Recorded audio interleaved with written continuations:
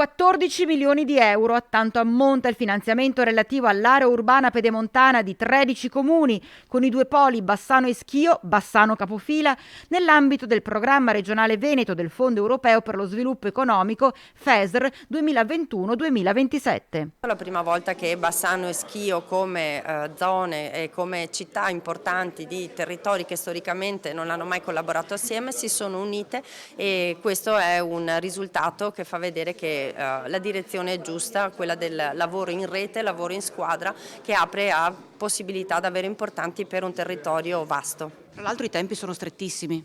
Alcune opere dovranno essere già interventi conclusi entro la fine del 2024, la progettazione dovrà essere presentata in regione entro probabilmente aprile 2023. È il momento in cui dobbiamo arrivare a costruire le progettualità di area vasta tra Bassanese e zona Alto Vicentino, sui 3 assi: mobilità sostenibile, digitalizzazione e il tema dell'energia, e poi servizi abitativi e co-housing. Questi sono i macro temi sui quali dobbiamo ragionare. Dobbiamo avere il coraggio di sviluppare un progetto importante che vada ben oltre quelle che sono le risorse assegnate, ma che sia allineato poi con la programmazione FESR, perché allora avremo la possibilità di partecipare ad ulteriori bandi e portare ulteriori risorse sul territorio che ha bisogno, che ha la grande vocazione di mettersi alla prova, di lanciare sfide.